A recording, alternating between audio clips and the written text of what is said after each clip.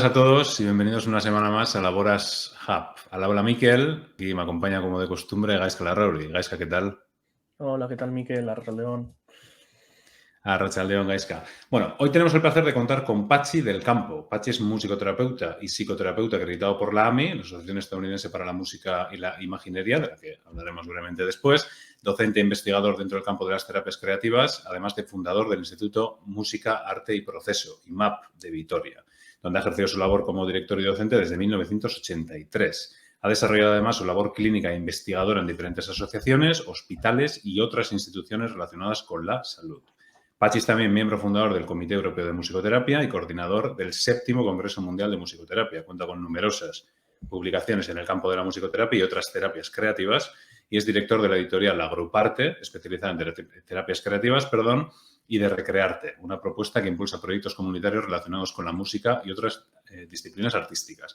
En la actualidad, es donde vamos a centrar hoy la charla, Patxi forma parte de Vivir con Voz Propia, programa integrado en la Asociación de Musicoterapia, Música, Arte y Proceso, de la que pasaremos a hablar. Bienvenido a Laboras, Patxi, es un placer tenerte aquí. ¿Qué tal? Bueno, muchísimas gracias. Gracias por la invitación. Y bueno, ahora bien, tranquilo, viendo un atardecer maravilloso, teniendo ese tiempo de entre silencio y esas pequeñas voces y sonidos que tiene una ciudad, ¿no? Intentándome quizás situarme en aquí y en esta entrevista, ¿no? Siempre me gusta, antes de cualquier trabajo o cualquier tarea, saber cuál es mi intención, ¿no? ¿Qué intención? ¿Por qué hago esto? ¿Por qué acepto esta invitación vuestra, ¿no? Que me habéis hecho tanto Miquel como Gaizka, que me apetece mucho, ¿no? Que me apetece poder compartir lo que quizás estoy descubriendo en estos momentos de mi vida. Bueno, pues nos agrada, ¿eh? Y tenemos muchas ganas, así que venga, vamos a por ello. Nosotros siempre empezamos, Patxi, con una pregunta, llamamos la pregunta de cota cero. A nivel puramente personal, ¿quién es Patxi? Bueno, yo me identifico como una persona abierta en los 5 sentidos para dejarme atrapar, seducir, enredar en todo lo que tenga que ver con lo humano. Quiere decir que tanto desde el sonido y la música que me está acompañando todos estos años, como la imagen, como la vista, como la mirada, como el olfato, una persona que quizás me gusta que me acogen y acoger. Bueno, pues ahí queda, ¿eh? Ahí queda. Queremos conocer además cómo has llegado hasta aquí, así que vamos a ir un poquito con ese recorrido y nos gustaría hablar brevemente de la vocación, de la que estamos seguros que tienes mucho que comentar, ¿eh? Es una palabra que suena muy bien, ¿no? Siempre hablamos de la vocación, pero que en nuestro caso, lo que siempre solemos comentar, no hemos encontrado hasta un momento tardío, ¿no? En ese sentido, ¿dónde se veía el Patxi adolescente ante la tesitura de tener que elegir qué estudiar? Bueno, el Pachi adolescente era rebelde, también estudiando mucho sobre todo porque me enredaba muchísimo en todos los movimientos que conllevaba encontrarse con personas, que conllevaban observar el mundo desde distintos ángulos, tanto desde los grupos más adolescentes, en los cuales participé, como en los que milité posteriormente en el campo de la objeción de conciencia, la no violencia, en distintos ámbitos en los cuales me interesaba mucho lo humano. No me interesaba tanto contemplar yo que sé, una obra de arte o incluso contemplar un libro. Me interesaba mucho las distintas expresiones, los encuentros y despedidas que generaba con las distintas personas que me iba encontrando en la vida. Eso me iba ensanchando bastante un camino de vida en el cual ya muy pronto lo destiné al trabajo con las personas, ¿no? Yo a la edad ya de 17 años tuve la suerte de, de poder empezar a trabajar con personas con diversidad funcional cognitiva, en el primer centro de personas con diversidad funcional cognitiva severos y profundos aquí en Álava, el centro Echevidea, y esto para mí fue como abrirme la puerta de un gran palacio, ¿no?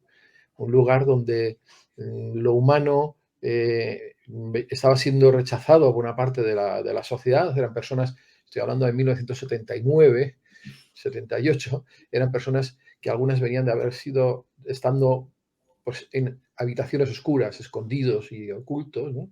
Y encontrarme con ese tipo de personas para mí fue todo lo contrario, ¿no? Ver mucho la luz, ¿no? Ver mucho que, que había que estar cerca de esas personas y poder ver el mundo desde esas personas.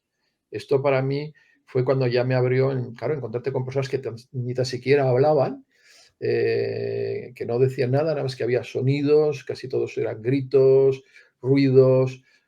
Y yo venía de conocer la música y decía, igual la herramienta y la puerta que abre esto es la música, ¿no? Y ahí es donde de repente dije, voy a unir esto que ya hacía desde muy joven. Muchos me recuerdan como persona que trabajaba con lo que entonces eran los audiovisuales, que se proyectaban diapositivas, diaporamas Sí. con música y que generaban encuentros y discusiones en los barrios y en las comunidades, ¿no? Y dije, voy a meterme con la música. Me encontré con Juliette Alvin, que es una de las maestras de la musicoterapia inglesa, y aprendí de ella esto que llaman musicoterapia. Tuve yo creo, esa suerte enorme. Imaginaros la Diputación Foral de Álava, 1979-1980, hablando de musicoterapia y dando un Sí. espacio a la musicoterapia, ¿no? Es como un gran premio que me dan y yo no hago otra cosa que empezar a crecer con él, ¿no? Ahí me nace una vocación muy grande y ahí es donde destino, pues prácticamente desde entonces, desde 1979 hasta el día de hoy, mi trabajo, yo diría cuerpo y alma, ¿no? Podemos decir que en ese sentido ha sido una elección, por decirlo de alguna manera, natural, ¿no? Es decir, pura vocación ha sido de alguna manera como un río que fluye, en fin. Efectivamente, en ningún momento me he sentido ni empujado, ni retenido, ni nada extraño, ¿no? Me gusta la palabra que has empleado, Miquel, ¿eh? Es muy fluido, incluso en lo que he ido haciendo, ¿no? En cómo he ido desarrollando mi vida profesional, eh, que yo creo que muchas veces la he equivocado con la personal, ¿no? Porque no, me cuesta ver esa disociación entre lo profesional y lo personal, ¿no? Porque es bidireccional cuando en este tipo de trabajos en lo que va uno creciendo. Y, y francamente, en todo el tiempo ha sido como han venido muy rodadas, como se dice, ¿no? Como, y vamos a emplear un término casi musical, con los cantos rodados, ¿no? Sí. Todo lo que he ido haciendo. Es cierto que ha habido piedras que han puesto dificultad, pero no han hecho otra cosa que facilitar. Yo siempre digo que las piedras son necesarias para cruzar un río, ¿no? Y cada vez que me he encontrado una piedra ha sido para poder cruzar un río y encontrar un espacio más allá y casi siempre un espacio más abierto. Bien, nos has hablado, ¿no?, de ese encuentro con la experta en musicoterapia, pero si tendrías que definir, ¿no?, ¿qué te enamoró de la musicoterapia? De la musicoterapia me enamoró los otros lenguajes. A ver cómo lo explico. Las personas normalmente estamos acostumbradas al lenguaje verbal, a relacionarnos con el lenguaje verbal y todo lo que no es lenguaje verbal es casi excluido, ¿no? Y yo veo que las personas necesitan de más lenguajes, el lenguaje musical, el lenguaje artístico, el poético, el escultórico, y esto es lo que a mí me atrapó, ¿no? Es decir, estas personas que no pueden hablar y sin embargo cuando podemos cantar, su nivel de tristeza o de angustia o de dolor disminuye. Esto me atrapó, o sea, me pareció, y hoy es el día que me sigue atrapando, ¿no? En las experiencias que estoy teniendo, en acompañar a personas en el final de vida y demás, como el sonido va mucho más allá de cualquier palabra, abarca más, abre espacio. Y eso yo creo que no me atrapó, sino me sigue atrapando. Sí, y esa musicoterapia, ¿no?, en el contexto de vivir con voz propia, que vamos a comentar luego más adelante, ¿cómo encaja? ¿Qué aplicación tiene, no? Bueno, como estaba adelantando, nosotros dentro del proyecto Vivir con Voz Propia lo que hacemos es trabajar con las personas y acompañar y convivir con las personas que están en soledad o en enfermedad avanzada o en final de vida. Y sabemos que la música es esa herramienta que posibilita muy bien las transiciones en la vida. Voy a explicarlo de una manera un poquito más amplia. No vamos a irnos solamente a la situación final de vida y tenemos una imagen igual como dolorosa o como en negro, ¿no? Las transiciones es el niño o la niña de 7 años que canta y que descubre que las palabras pueden cantarse, que las palabras pueden cantarse en el patio, ¿no? Y utiliza la música para transmitir toda su energía. La música es la herramienta que el adolescente utiliza para aislarse y para comunicarse, para ir creando su mundo y sus mundos de relaciones. La música la vamos a utilizar en una edad más adulta para establecer el puente entre lo que fuimos y lo que vamos a ser. Y cómo no, la música abre ese espacio no conocido, ese espacio que a veces produce miedo, pero que te acuna, te acompaña, te envuelve y te da seguridad. Sí, en la ¿Qué tiene? Perdona, Gaisca, porque a raíz de lo que comentabas, ¿no? La musicoterapia, hablabas antes, ¿no? Del 79, en el caso de la Diputación de Álava, ¿no? Nosotros ni siquiera habíamos nacido, ¿no? Gaisca y yo, ¿no? Digo, para poner al seguidor en contexto, ¿no?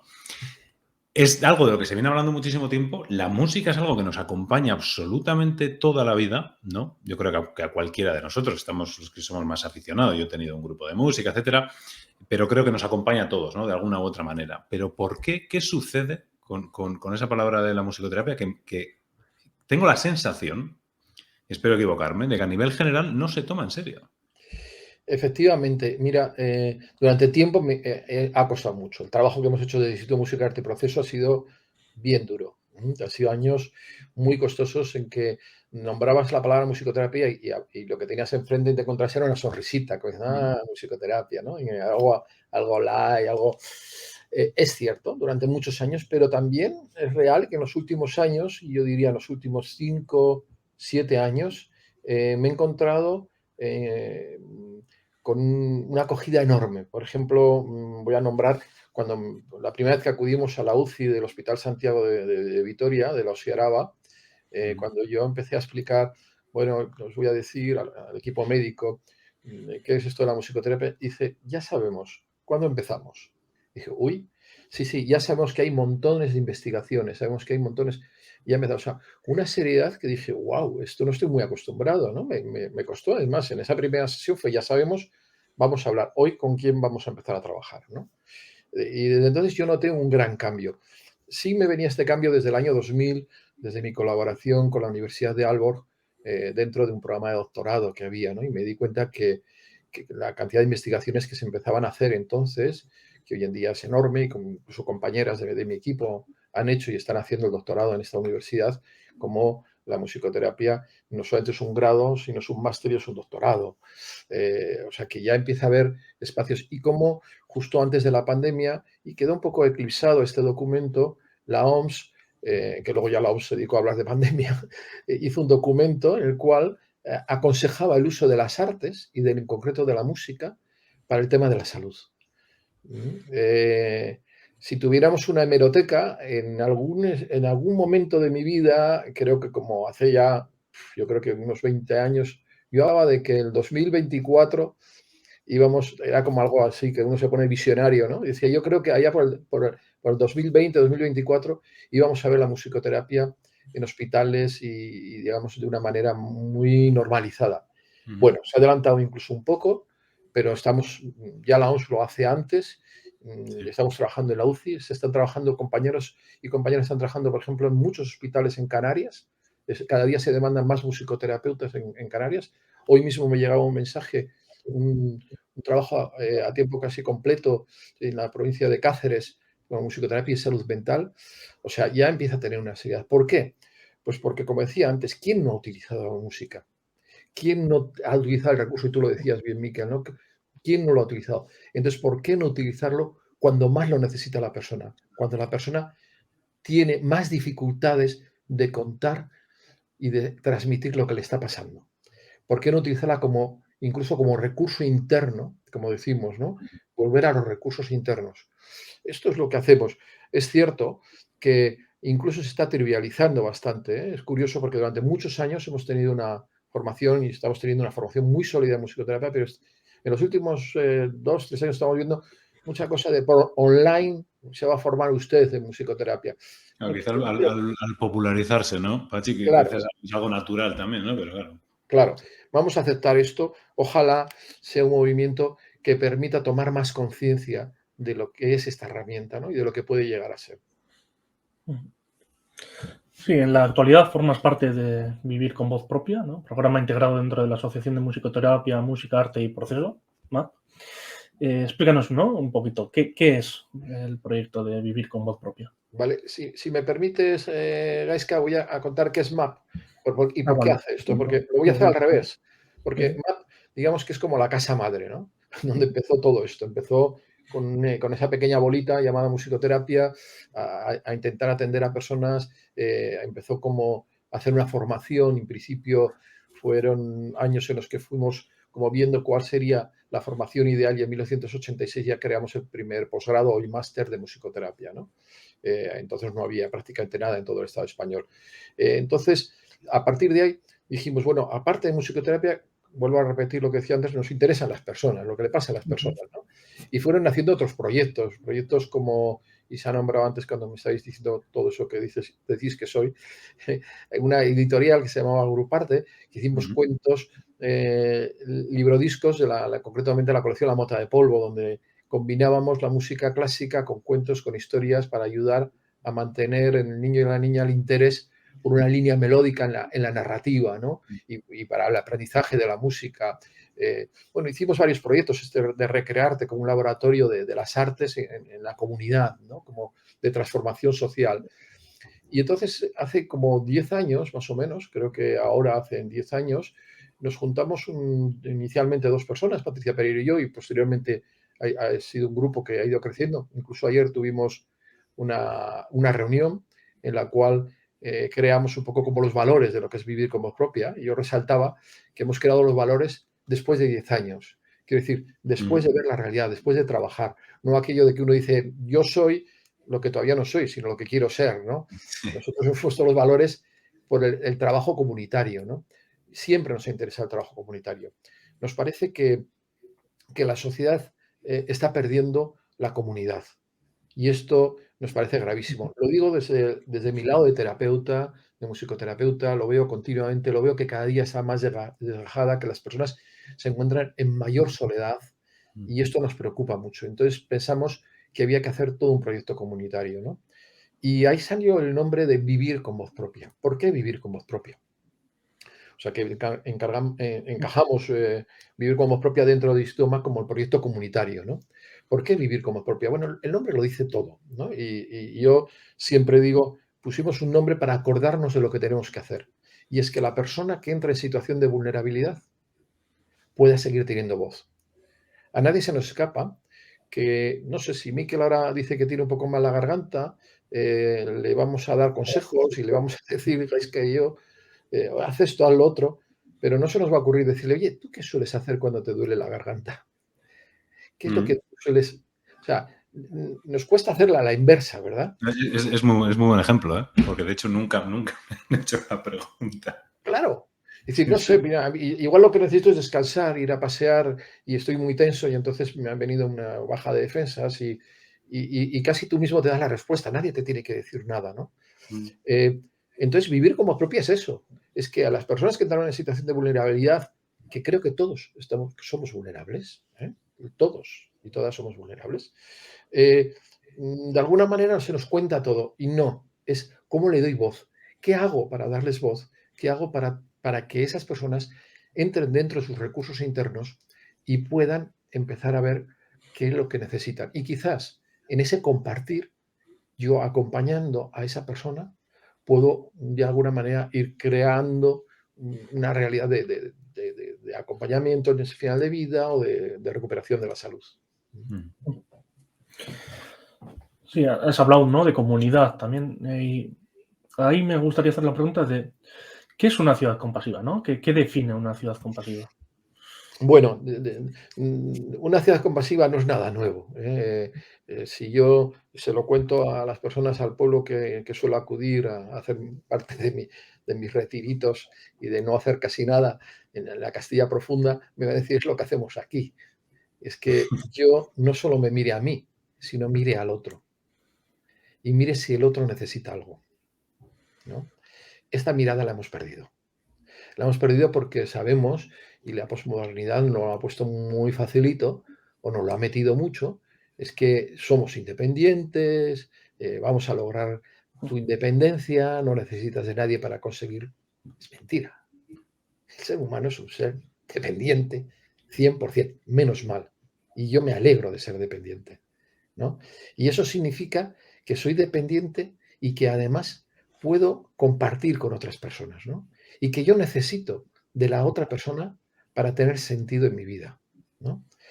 Dicho de otra manera, aquello que contaba el filósofo judío, en el que decía que yo necesito de ti para ser yo, ¿no? Ese yo-tú que se une, no como yo-tú separado, sino como algo unido. Y ese sentido es muy importante, es todo lo contrario a lo que oímos, ¿no? Hoy en día, en cualquier anuncio en la radio, en cualquier anuncio en la televisión, en cualquier anuncio, cualquier mensaje es viva la independencia, ¿no? Que tú eres solo, que tú vas a poder, no sé, vas a poder, puedes estar solo y por supuestísimo que sí, y es muy necesario pasar momentos de soledad, pero también reconocer que Gaisca, que Miquel y que Pachi están aquí porque alguien les ha querido incondicionalmente y ha creído en ellos. Si no, no estaríamos aquí. Me gusta mucho la reflexión que has hecho en el sentido de, claro, nuestra identidad no nos la damos nosotros a nosotros mismos. La identidad nos la da el contexto, ¿no? Aquellos que tenemos alrededor, ¿no? Claro. Y de hecho, fíjate porque eso me venía a la cabeza, pensando en lo personal, ¿no? De cómo en función de cómo te haya ido el día, ¿no? Te puedes sentir mejor o peor, más valorado o menos valorado, ¿no? Y todo depende de la interacción que tengas con el resto de las personas. Claro, si estuviéramos desde chiquitos, suponiendo que fuera posible, encerrados en una habitación, no sé ni si sabríamos responder la pregunta de quién somos, ¿no? Efectivamente, ¿no? Es que además, y quizás esa sea incluso la riqueza de lo que somos, ¿no? O sea, que somos,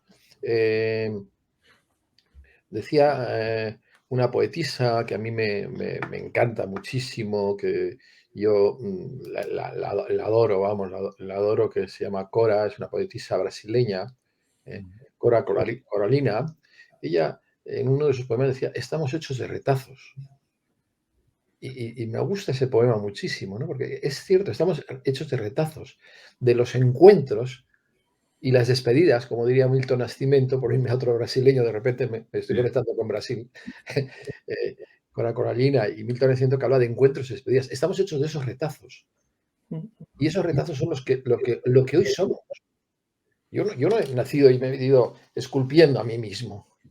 Una parte sí, pero otra han sido precisamente esos encuentros y esas despedidas. ¿Qué pretende una ciudad compasiva? Dar valor a eso, a los encuentros de las personas, a las despedidas con las personas. Y si damos valor a eso, estamos volviendo, de alguna manera, a ganar capital social, ¿no? ¿Qué estamos diciendo continuamente? Estamos perdiendo capital social, ¿no? Esto lo hace en 2015 el famoso libro documental de la teoría sueca del amor, me parece que era el título, que es un documental que desde ya lo recomiendo, porque más de una se va a ver identificado en lo que estoy contando, ¿no? Esto que ya nos hablaban y que viene desde 1970 y tantos, en esa revolución sueca de la independencia y el individualismo, las consecuencias que está trayendo, ¿no? Ese supuestamente estado de bienestar, sabemos, y bueno, yo he viajado y sigo viajando bastante al norte de Europa, me doy cuenta que ha creado graves problemas, gravísimos problemas. ¿Qué estamos haciendo en una ciudad compasiva? Bueno, intentando recuperar el capital social, ¿no? Todo el tejido social que sabemos que se está rompiendo y sobre todo en las ciudades cuanto más grandes más roto está y ponerlo en valor. Poner en valor, o sea, no es que yo vaya a cuidar a alguien, es que cuidando a alguien yo tengo más sentido en mi vida. Es bidireccional. Esa es la idea de compasión. Y compasión, no estamos hablando de la compasión de la tradición judeocristiana. Me imagino que ya lo tiene mucha gente claro, ¿no? Esto hace 5 años, os podéis imaginar, cuando tenía esa palabra, me acuerdo cuando fui al Ayuntamiento de Vitoria, me reuní con el alcalde y dije, mira, quiero que hagamos una ciudad compasiva, ¿no? Me miró como, este no tiene pinta de jesuita, no tiene nada, es más, me viene hablando de estas cosas, ¿no? Se lo expliqué, torció un poquito ahí el morro, pero hoy en día el Ayuntamiento de Vitoria-Gasteiz tiene todo un programa desde hace 3 años para crear un vecindario compasivo y hacemos una serie de acciones para crear ese vecindario compasivo. La compasión dicha, perdón, la compasión dicha por el Dalai Lama es la revolución silenciosa en estos momentos, que es volver a la comunidad, volver a que haya un tejido social y desde ahí provocar los cambios que necesita este mundo. No creer en estructuras grandes, ¿no? Yo siempre digo, la persona necesita personas, no necesita servicios. Yo si estoy en una situación de grave vulnerabilidad, lo que menos necesito, como dicen en el documental de la teoría del amor sueca, no necesito un impresor para rellenar cómo me llamo y qué necesito. Necesito que alguien me mire a los ojos. Necesito que alguien me escuche. Necesito que alguien oiga todo mi dolor y después quizás haya que rellenar. Pero es al revés. Es al revés. Y si lo hacemos de esta manera que lo estamos haciendo, yo, vulnerable, me voy a invisibilizar. No voy a querer ir a los servicios. Y cada vez voy a encontrar a más personas aisladas. O sea que fijaros el poder que tiene un vecindario compasivo. Es volver a dar sentido a esto. Y esto es muy necesario, y no solamente muy necesario, muy urgente. O sea, la pandemia nos ha traído, sí, una crisis sanitaria a nivel biológico, pero nos ha evidenciado una necesidad infinita de un contacto humano. Y yo, ¿qué hago? Y mi equipo, desde Vivir como Propia, poner una observación a esto que está pasando ahora. Me acuerdo que en plena pandemia se tenía que cerrar el curso académico en la Escuela de Trabajo Social de la UPV y yo propuse una intervención, me dijeron que hiciera yo la intervención, y hablaba, era algo así como del aislamiento, porque entonces estábamos todos confinados, al contagio social. Yo defendía la necesidad de un contagio social. O sea, que una de las cosas que tiene una ciudad compasiva es crear un contagio social. Sí, bueno, también hay, ¿no? Algo que has comentado es la despersonalización de la comunidad, ¿no? Y ¿a qué dirías, ¿no? Que se debe ese postmodernismo que has comentado y ¿de dónde crees que viene el origen? Bueno, ya lo he dicho, esas ganas de independencia que me parecen fantásticas, porque sí que es cierto que tenemos que lograr, digamos, mayores cotas de autonomía, pero no de independencia. Somos interdependientes y somos impermanentes. Y la crisis que hemos pasado estos 2 últimos años nos lo ha recordado de manera muy clara. No hay que leer ningún texto oriental para entender que somos interdependientes y impermanentes. ¿Vale? Entonces, de alguna manera, quizás muchas veces los protocolos, esas estructuras tan grandes que creamos, se alejan de lo humano. Permitirme una anécdota. Leía una vez, me gustó, no la tengo con mucha precisión, pero voy a intentar reconstruir la historia de Peña Ganchegui y Oteiza, ¿no? En Roma, paseando los dos. Y en una de estas, Oteiza, sabéis que de vez en cuando tenía esos arrebatos, ¿no? De los creadores y empieza a gritar en medio de la calle y dice, ¿dónde está el hombre? ¿Dónde está el hombre? ¿no? Para el tráfico y todo. Y le dice, espera, ven aquí, no montes este número, ¿no? Él creo que estaba reivindicando, estaban como palacios con esculturas enormes y de repente se sintió demasiado pequeño. Empezó a perder la perspectiva del hombre, ¿no? Del ser humano. Yo creo que creamos estructuras a veces que se alejan del humano, que se alejan de las personas. Y creo que es momento de hacer una mirada radical y que las soluciones pasan por la convivencia y por como ahora está tan de moda, ¿no? La co-creación. Estaba hace como 3 años en un barrio de aquí de Vitoria, en Egoalde, y me dice la persona que toma la dirección de este centro cultural, ¿no? Dice, quiero que el centro cultural no solamente sea deporte, sino que aquí nos juntemos los del centro de salud, los que estoy trabajando en Vivir con Voz Propia, otros agentes del barrio, para hacer de que el barrio algo vivo, y a eso se le suma saludable, humano, compasivo, cada uno que le pone su etiqueta, pero algo en el que todos podamos hacer las propuestas, ¿sí? En el que cada uno pueda contar cómo piensa y qué recursos cree que tiene o qué recursos puede ver en el barrio para poder hacer lo que sí, por otro lado, sería como una autogestión de la salud o de los servicios sociales.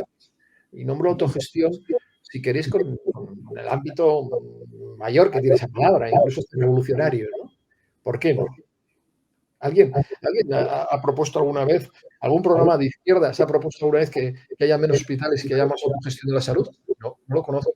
Si lo sabéis, me lo decís, por favor. Me gusta mucho, Pachi, reivindicar la palabra revolución, ¿no? Es una palabra tan bonita, ¿no?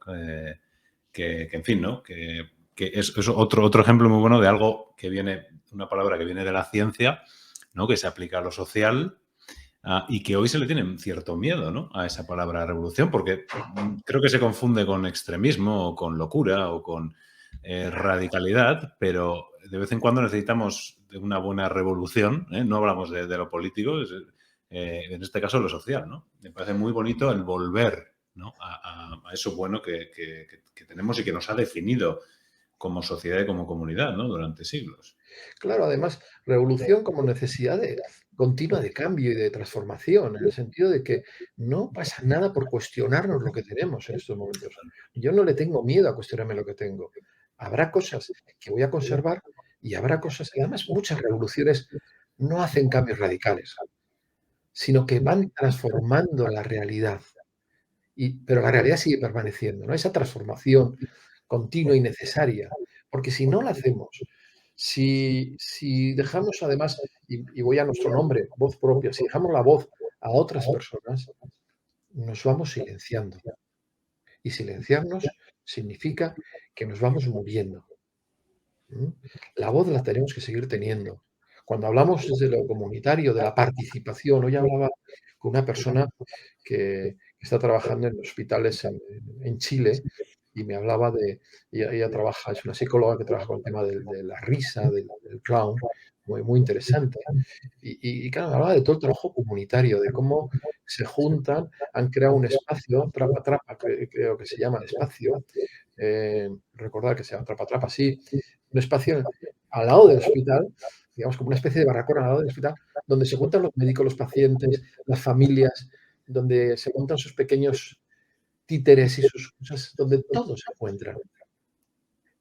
¿Os imagináis esto aquí? Donde la comunidad comparte salud. Esa es una revolución. Pero fijaos que es sencilla, no estamos hablando de una revolución.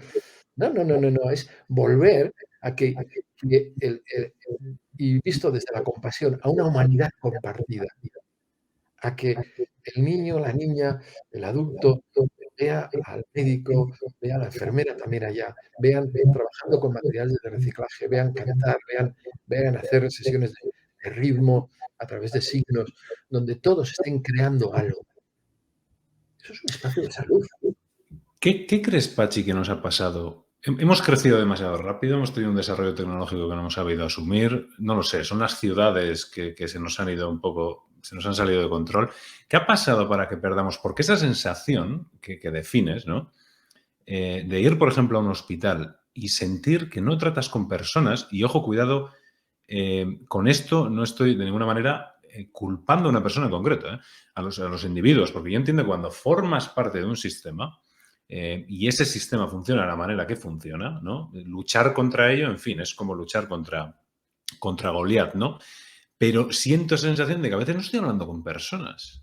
Creo que están tan ocupadas, tan estresadas, en fin, que no estoy hablando con personas. ¿Qué hemos hecho mal para llegar ahí, Pachi? Bueno, vamos a ponerlo un poquito más atrás y quizás tengamos que tomar algún texto, alguna reflexión a partir del filósofo norcoreano Byung-Chul Han, que no sé si os suena, es un filósofo surcoreano que está afincado en Alemania.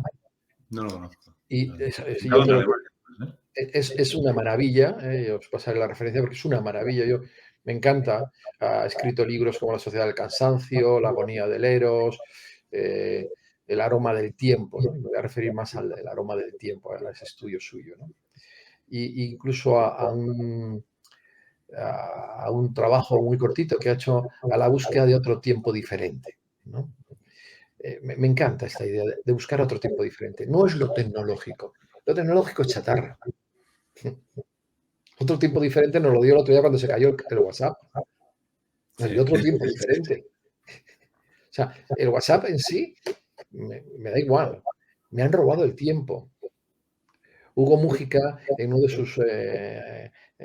por ahí además está en las redes, un trabajo suyo sobre cómo el capitalismo lo que te hace es robar el tiempo. No es que te dé más o menos dinero, sino que te roba el tiempo. Tienes que trabajar muchas horas para consumir cada vez más y entonces no tienes tiempo. O sea, estoy enlazando ideas, ¿vale? Quiero como hacer primero un gran mosaico de ideas, de autores que hablan de la búsqueda de otro tiempo diferente, de ese tiempo robado por el capitalismo que nos habla Hugo Mújica, quizás del tiempo que en estos momentos, de alguna manera, y sería el tiempo cronos, no el tiempo cronos nos ha robado el tiempo kairos. El tiempo cronos, hay que trabajar 8 horas, hay que estar X tiempo en esto, nos ha robado el tiempo del paseo, el tiempo de la espera, el tiempo de la nada, el tiempo del silencio, el tiempo infinito, ¿no? Que lo tiene el encuentro humano, que casi siempre lo definimos en el encuentro humano. Todos definimos muchas veces el tiempo muy bien. Cuando estamos en una relación placentera, se me ha pasado el tiempo volando. Y han pasado 2 días y sigo caminando contigo, sigo estando contigo, ¿no? No ha sido, o se me ha hecho infinito.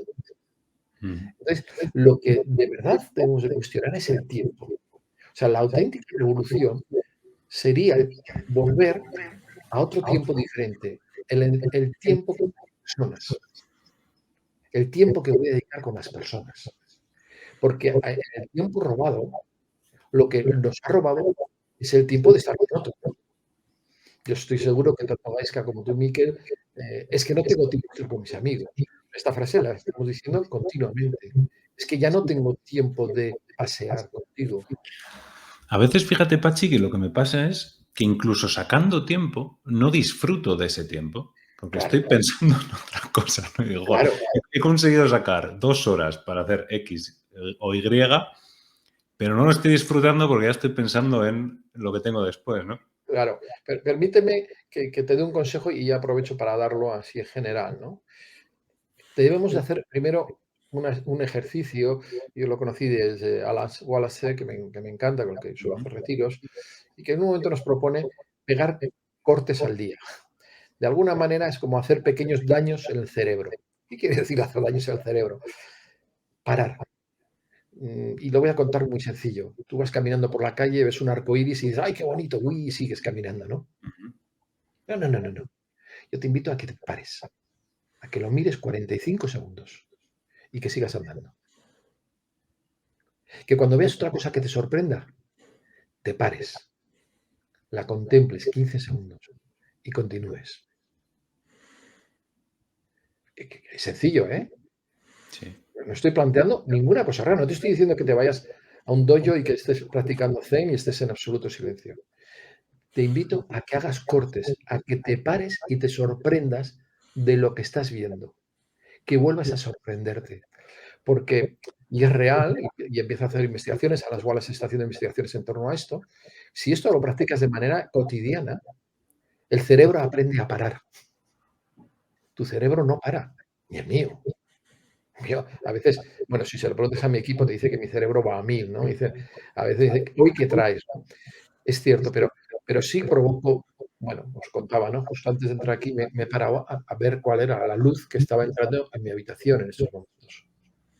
Porque sé que eso me coloca aquí, eso me hace estar aquí, no me hace estar en otro lugar. Entonces, la propuesta es muy sencilla, pero fíjate lo que estoy diciendo, es que te pares, que te pares también. Ayer contemplé una imagen, un señor estaba apoyado así en un poste en la calle con dolor, se le veía con dolor, la gente continuaba, miraba, pero continuaba. Hubo una señora que continuó, pero se quedó tocada, volvió a la mirada atrás y volvió hacia esta persona, ¿no? Yo estaba en un coche, entonces me dio para ver bien esta escena, ¿no? O sea, mirábamos y como íbamos corriendo, no nos paramos, ni tan siquiera ponerle la mano y decirle, ¿necesita algo? Creo que está descansando y ya está. Tenemos además cierta, quizás es consecuencia de todo lo que definías, y ahora quiero volver con lo de parar un segundo, porque voy a intentar seguir el consejo. Una de las cosas que me encanta es mirar las estrellas, y cuando pienso lo poco que lo hago, a veces me pongo un poco triste, ¿no? Pero creo que hemos desarrollado cierta desconfianza. Estoy convencido de que hay gente que no se paró por desconfianza. Claro, pero ¿No? porque nos da miedo, porque el parar Sí. nos da miedo. O sea, es mucho más profundo. No nos da miedo tanto el otro como también a mí mismo. Porque el parar, el silenciarme, es algo que reivindico mucho, el silenciarse, es como volverme a encontrar a mí. O sea, si yo me paro, estoy reconociendo mi vulnerabilidad y estoy reconociendo mi sensibilidad. Y esto en esta sociedad no cotiza en ningún lugar. No cotiza. No cotiza. ¿Sensibilidad? ¿Qué dices? ¿No? Entonces, es mucho más profundo. No solamente es el miedo del otro, sino también es el miedo a encontrarme a mí en la debilidad. O sea, en que no puedo encontrarme con el dolor. O sea, nos es muy difícil ver el sufrimiento del otro porque nos da miedo nuestro propio dolor. Y eso no es así. Eso nos va debilitando cada vez más. Y el miedo nos paraliza, lo sabemos. Y el miedo nos hace ser sumisos digamos, a estructuras mayores que utilizan. Y todos estamos, y no voy a hablar ahora ya de la teoría del miedo, ¿no? En generarnos miedo para inmovilizarnos. ¿Vale? Entonces, pararnos nos conecta con lo que somos y no tenemos que tener miedo con lo que somos. Porque somos, en una parte, tenemos fortalezas, en otra parte tenemos debilidades. Pero llevando un poco al tema de la compasión, dentro de nosotros hay una fuente de ternura, una fuente que te hace que tú le pongas la mano a alguien y le transmitas todo tu afecto, todo tu cariño, o le pongas una mirada, o le escuches. Cuando estoy hablando de ternura, estoy hablando de esto, es algo tan sencillo, es algo que es lo que hemos recibido. Insisto, nosotros estamos aquí porque alguien nos ha dado eso, si no, no estaríamos aquí. Ni nosotros, ni ninguno de los animales del planeta necesitan de eso. O sea, como seres vivos necesitamos eso. ¿Sí? Entonces, esto es lo que tenemos que volver a reivindicar. No estoy hablando de cosas complejas. Estoy hablando de cosas que quizás en pueblos muy pequeños sí se mantienen. Es cierto lo que decíamos antes. La gran ciudad ha provocado ese casi canibalismo entre nosotros, ese robarnos el tiempo para conseguir cosas, pero nos damos cuenta de que eso que estamos consiguiendo no nos producía la felicidad. Porque la felicidad no es una felicidad hedonista la que nos va a hacer felices. Es la felicidad eudemónica, que es la felicidad de dentro de nosotros mismos. Y esto lo estamos escuchando después de la pandemia mucho. La gente que está diciendo, bueno, yo con la mitad de sueldo puedo vivir, me voy a vivir a este sitio. Y necesito mi tiempo. Yo lo estoy escuchando mucho, no sé si vosotros, pero yo cada vez lo estoy escuchando más. Qué bueno, ¿no? Desde luego ha habido un cambio clarísimo en la forma de valorar ciertas cosas, ¿eh? Por ejemplo, el estar con los tuyos. Claro.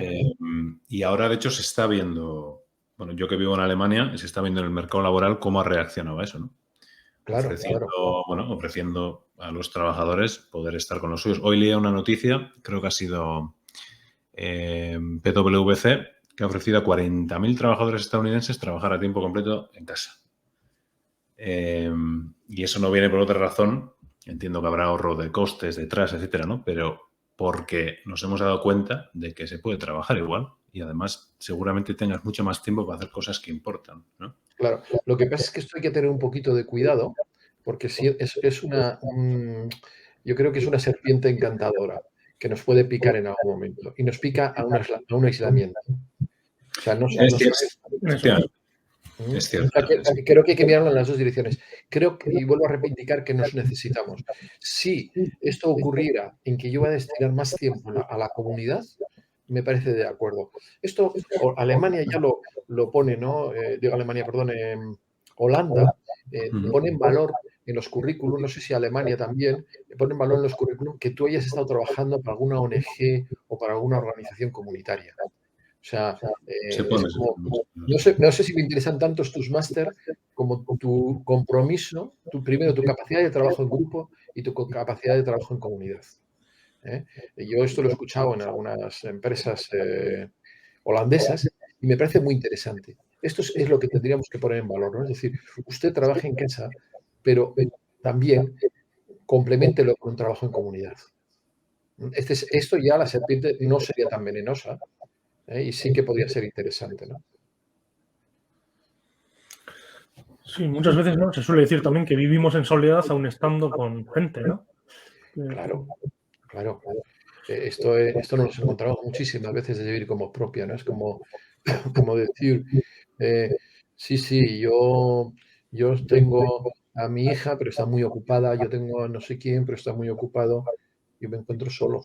A nosotros más de una persona nos viene a vivir como propia y nos cuenta esa soledad que tienen muchas personas, pero se encuentra solo, ¿no? Bien, ahí es donde nace, y reivindico el término ternura, ¿no? Es como, es que necesitamos de los ojos de otro, necesitamos de los oídos de otro, necesitamos del- del- de la piel del otro para poder crecer, ¿eh?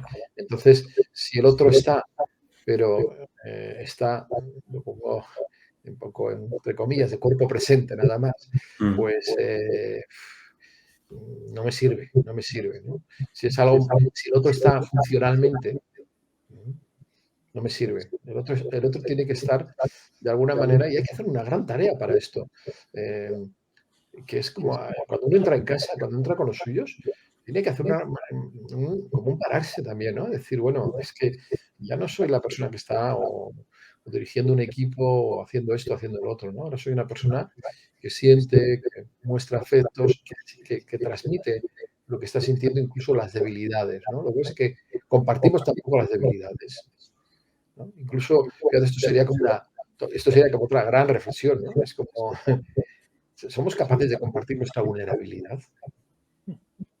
Y quizás ese día que compartamos nuestra vulnerabilidad, que tiene que ver con la humildad, que tiene que ver con valores que hemos hablado, que oímos muchísimas veces, quizás ese día estemos mucho más sanos de lo que estamos ahora. Sí, ahora tus preguntas, Andrea. ¿Cómo afronta una persona vulnerable la soledad? Y por otro lado, ¿qué consejo darías a una persona que siente esa soledad, ¿no? ¿Qué podría hacer para no sentirse tan sola? Yo no voy a. La primera sería, no sé si voy a dar un consejo, simplemente me voy a sentar al lado de. Como decía antes, no sé si más que un consejo le voy a dar mi tiempo. Mi tiempo para estar sentados, mi tiempo para pasear, mi tiempo es para contemplar los cambios de las estaciones. Y seguro que ahí nacen muchísimos consejos, pero en las dos direcciones, en los que yo pueda dar y ella me puede dar a mí.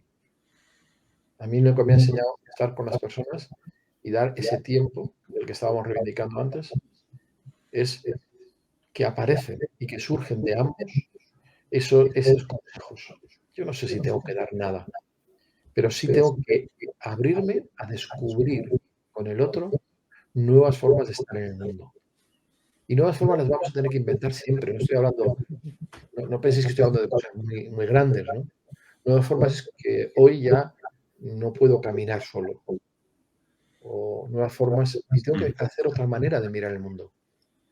O el audífono no me funciona siempre bien, o no tengo dinero para el audífono. O bueno, no tengo dinero ni para un audífono. O sea, que no le voy a dar mucho porque se compre un audífono. Claro. O simplemente voy a tener que estar caminando con él mucho para saber qué otros recursos pueden aparecer y qué otros recursos igual tiene. Porque sabemos que muchas personas que se tratan de vulnerabilidad también tienen muchos recursos. Yo he aprendido muchísimo de los recursos que sacan las personas que llamamos vulnerables, ¿no? Mal llamadas vulnerables. Entonces, para mí estaría de ahí. Luego, otro tema es el de la soledad que traes, ¿no? La soledad, y vuelvo al círculo del tiempo. La soledad se da porque no hay ese tiempo compartido. Y ese tiempo compartido a veces es yo te doy, o yo te doy buenos días, ¿no? Me veo que yo tengo esa costumbre, además es una campaña que hicimos dentro de Vivir con Voz Propia y que la queremos volver a repetir, pero a lo bestia, es cuando alguien te atiende en algo y le miras y dice, yo te doy buenos días. Llegan así, sonríen y dicen, yo también. Es cierto, de hecho. Y te dicen, yo también. Pero no lo hago como experimento, lo hago ya porque yo me siento feliz y me encuentro cada sonrisa que antes no me encontraba. Con decir yo te doy buenos días, te estoy dando algo lo primero que te estoy dando es mi tiempo en mirarte y decírtelo. Y el otro lo recibe como, wow, como un gran discurso. Como, vaya charleta nos hemos pegado este y yo ahora, ¿no? Sí. Con decir solo eso. O sea, que cuando hablo de tiempo, no estoy hablando de 60 minutos. No estoy hablando de 24 horas. Entonces, cuando a alguien le puedes decir esto, y lo digo por experiencias que he tenido con gente incluso que vive en la calle y demás, ¿no? Cuando puedes hacer esa mirada, cuando puedes hacer ese tiempo, la soledad desaparece, porque empieza el tiempo común. No nos olvidemos que muchas personas que viven solas se han invisibilizado porque no han sido vistas anteriormente. Y si nadie me ve, prefiero invisibilizarme y no salgo de casa. Y no voy ni siquiera a los servicios sociales. Hay campañas, hay estudios hechos de grandes campañas para detectar cuántas personas viven solas, etcétera, etcétera, etcétera, etcétera. Y no nace, y no sale nadie cuando se hacen esas campañas. Porque eso ya no lo quieren ni ver. Entonces, para que se empiecen a visibilizar, para que esa soledad empiece a cambiar, lo primero que tiene que haber un tiempo del otro. Y ese tiempo a veces simplemente es yo te doy buenos días. Pero si yo al día siguiente yo te doy buenos días, si al día siguiente yo te doy buenos días, quizás esa sonrisa vaya creciendo y vaya apareciendo una conversación. La conversación no aparece porque, estás solo. ¿Y qué te pasa por estar solo? ¿Y qué quieres? No. Ahí no me interesa hablar con nadie. Yo no tengo que contar de mi soledad. Mi soledad la vivo y mi soledad la empiezo a compartir cuando hay un otro que tiene un tiempo para escucharlo. Y cuidado, el tiempo es un tiempo, a veces, insisto, que no es un tiempo de horas. Insisto mucho en esto. Y suelo llevar talleres para personas para el trabajo de la compasión, para profesionales de servicios sociales, de servicios sanitarios, ¿no? Y cuando dicen, sí, pero tenemos solamente 10 minutos en la consulta para atender a alguien. Y yo digo, ¿realmente tienes 10 minutos? Sí, tengo 10 minutos. Digo, sí, de Cronos tienes 10 minutos. ¿Cuántos papeles hay encima de tu mesa? Esos papeles ensucian el tiempo. Es que por lo que comentas precisamente esa forma de entender el tiempo, más que el tiempo como nosotros entendemos el cronos, ¿no? a lo que te referías, es la intención, ¿no? A la hora de dedicar ese espacio a una persona. ¿Con qué intención se está dedicando, ¿no? Claro. Ahí hay un trabajo que hacemos muchos profesionales de Europa, y yo estoy formado en lo que llamamos escucha profunda, deep listening, ¿no? Justo además hoy ha salido el boletín de ese colectivo, de deep listening, donde nos entrenamos precisamente para que la calidad de ese tiempo. Vuelvo a lo anterior. si yo estoy hablando con vosotros y me siento escuchado y me siento bien, ¿no? No os estoy viendo enredar ningún móvil, ningún papel, no veo nada. Os veo a vosotros, estoy con vosotros. Me veo atendido en el tiempo, ¿sí? Pero vuelvo a la consulta. ¿Cuántos papeles hay en medio? Claro. ¿Cuántas personas interfieren y llaman? ¿Creéis que hay 10 minutos de encuentro? No. En 10 minutos, de verdad, ocurren muchas cosas. Pero es que no hay 10 minutos de verdad. Porque me interesa que me cuentes algo, me interesa hacerte montones de preguntas, me interesa y no te dejo que tú me cuentes. Yo te dejo 10 minutos hablando y te agotas. Y me sacas tus recursos internos, además. Fíjate, Pachi, que hablabas de la consulta. Yo trabajo en el mundo de la patología digital y de la digitalización, ¿no? Del sector salud. Y siempre, cuando hablamos con patólogos, que son profesionales de cierta edad, ¿no? Que en Alemania pues están cercanos a los 60 años de media, digo, para que nos hagamos una idea, ¿no? Porque son profesionales que requieren de muchísima experiencia. Más de uno me ha contado, al charlar con ellos, ¿no?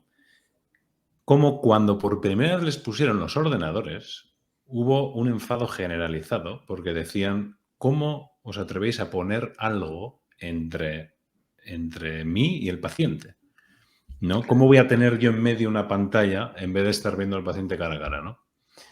Y me resulta interesante porque creo que va un poco en esa línea claro, estamos poniendo más y más barreras, entonces al final llega un momento donde el paciente ni siquiera está delante, porque como lo que te llega es un resultado con una máquina y una inteligencia artificial que tal, ¿no?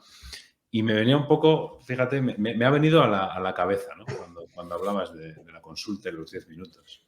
Claro, es que ponemos tantas cosas en medio y aquí sí que vuelvo a lo que me has señalado antes, ¿no? Es la tecnología la que nos está robando ese tiempo. La tecnología como objeto se está poniendo demasiado en medio de nuestras vidas. Como objeto, ya, simplemente como objeto. Hemos cambiado el fuego por la televisión. Bueno, esto Marshall McLuhan nos lo recordaba como imagen, etcétera, etcétera, ¿no? Pero es real. Pero es un objeto que nos transforma la manera de encontrarnos. Y ahí sí que le tenemos que dar una serie de vueltas a esto, ¿no? El cómo vamos a utilizar ese objeto. Creo que, y ahí, ya que trabajas en el tema de la salud y la informática, es cómo humanizar, digamos, esa digitalización del mundo, ¿no? Claro, claro. Ahí yo creo que una tarea brutal, ¿no? Es muy complejo, es extremadamente complejo, primero porque tratamos en general con organizaciones humanas que son muy grandes y yo creo que todo lo que tiende a ser muy grande tiende a ser disfuncional. Eso es algo, bueno, pues que he aprendido. Lo mismo sucede con las grandes empresas, donde hay miles y miles de personas, ¿no? Y es muy complejo, pero se tiene que hacer y de hecho se demanda. Yo, la experiencia que tengo es que los propios profesionales quieren que cambie. Lo que pasa es que entiendo que es una cosa muy compleja y en eso se trabaja, ¿no? Pero Cuando quieras, hablamos largo y tendido de eso. desde luego, sí, Me encantaría, sí. Horas, ¿eh? me encantaría aportar ahí, ¿no? Yo ahora estoy en un programa de radio, utilizo también los medios, ¿no? Un programa en Radio Euskadi, en el magazine de la tarde, de los viernes, bueno, aunque mañana será el jueves, pero vamos tirando un espacio que lo he denominado paisajes sonoros, ¿no? Entonces estoy utilizando los medios también, pero en el sentido de despertar los oídos, en hacer una limpieza de oídos, ¿no? Entonces, los medios hay que utilizarlos, pero en humanizarlos es que también seleccionemos los tipos de tareas, ¿no? Yo me acuerdo cuando me Estíbaliz Ruiz de Azúa en Radio Euskadi me pide que quería colaborar conmigo y tal, y quería una colaboración. Yo le dije, bueno, yo sí hablo de paisajes sonoros, sí. Y me dice, ¿pero qué es eso que me gusta tanto el nombre? Y digo, hablar del mundo a través de cómo lo oímos.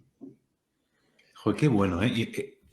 Bueno, ha quedado grabado, pero paisajes sonoros, has comentado los miércoles Sí, o los sí. jueves. Si Los tecleas jueves, Radio ¿no? Euskadi, si pones Radio Euskadi y Pachi del Campo aparece, porque ya lo van colgando todos. Ya he hecho Bueno, todo. pues lo vamos a poner y además lo vamos a promocionar. Tengo ganas, ¿eh? A ver si me lo puedo escuchar. O sea, es que hoy le hablaba, ¿no? Porque estoy ya con el cuarto programa, he empezado ahora en septiembre, es una nueva parrilla que ha hecho Radio Euskadi. Y me decía, joder, Pachi, que nos estás atrapando con esto que estás lanzando, ¿no? En el sentido de, claro, decía, a ver, novedad, vamos a poner un sonido de fuentes. Dice, ¿por qué traes las fuentes? ¿Por qué quieres hablar de fuentes esta semana? Y había una fuente de Sarauts a la salida de Castola y los chavales bebiendo agua y tal, y sonido ese, ¿no? Digo, porque la pandemia ha cerrado todas las fuentes. Pero en vez de hablar desde ahí, quiero hablar desde el sonido. Es que el sonido de la fuente lo habíamos perdido. Y hoy ya, con este cambio que ha habido dentro de las normativas, las fuentes están abiertas, menos mal. Eso que decía García Lorca, ¿no? Cómo canta una ciudad de noviembre a noviembre, y hablaba de las fuentes de Granada. Es que habían desaparecido. Yo estaba un poco como angustiado, ¿no? Ya no tenía las fuentes. Entonces, es hablar de todo, pero a través de lo que hace el oído, ¿no? Me divierte esa idea, ¿eh? Ahora que hablas, ¿no?, de las fuentes y del agua, joder, no sé por qué razón, pero cada vez que oigo o las olas o el río, ¿qué tiene el agua? Que ese sonido te... Bueno, ¿dónde has estado tú 9 meses, criatura mía? No, no, Envuelto pero en agua. previo a todo esto. Claro, no, ya, El agua, siempre que he oído el pero tú dónde has agua estado y eso, 9 me meses, has lleva... estado en el vientre materno Ah, escuchando vale, 9 líquido meses. amniótico. O sea, digamos que tu percepción auditiva, no estás escuchando 9 meses, todas esas tonteras que se dicen de que oímos todo, no creas, no se oye tanto, ¿eh? Hay demasiada contaminación acústica dentro. O sea, si tú oyes pones ¿cómo se llama? Hacer una ecografía, el bebé y oye ese sonido, hay un jaleo ahí adentro terrible, ¿no? Dice, no, vas a ponerle música para que escuche, ¿no? Eso es peor no sé, que la Gran Vía de Bilbao, ¿no?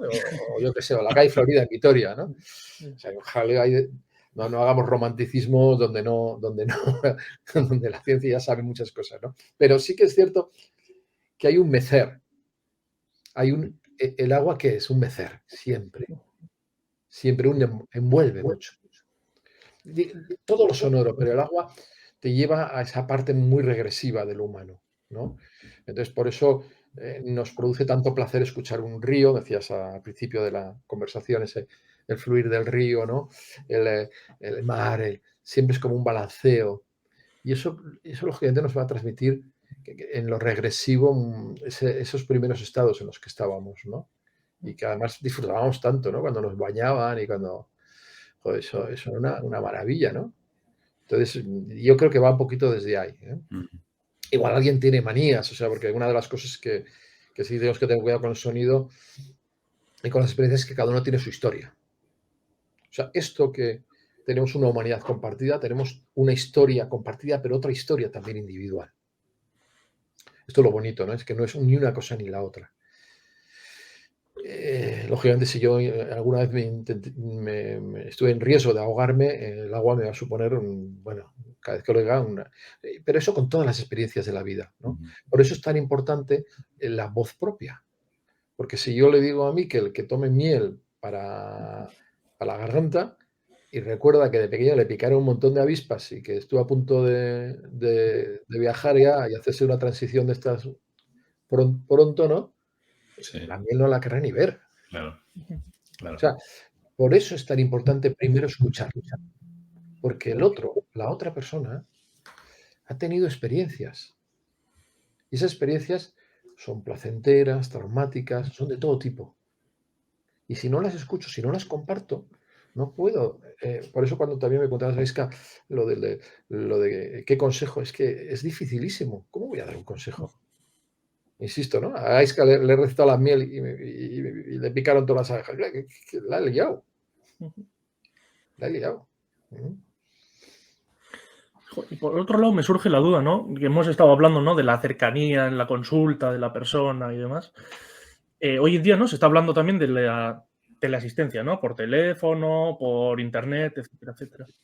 ¿Se puede ser cercano a través de la tecnología o no se puede? Es una pregunta que estas sí de las que se pueden decir me gusta. Me gusta porque creo que, como decía antes, se puede humanizar, ¿no? Yo, si te fijas cómo he empezado esta entrevista, ¿no? He empezado hablando de lo que he hecho antes. O sea, que no he empezado de cero. ¿Qué quiere decir? La teleasistencia o o el encuentro en Zoom o lo que sea, parece que el tiempo empieza desde cero, desde ya. O sea, no has visto ni cómo me he quitado el sombrero, ni cómo me he quitado el abrigo, o cómo me... ¿no? Eso no lo has visto, pero eso existe en mí. Y las cosas no empiezan desde cero. Entonces, en los encuentros, yo por muchísimos encuentros, los comienzo de esta manera, pero realmente lo hago. Quiero decir que hace poco estaba en una conferencia en Agusilán y yo dije, bueno, vamos a mirar cómo es la luz que está entrando en nuestras habitaciones antes de empezar a hablar. Quiero decir, yo puedo humanizarlo, claro que puedo humanizarlo,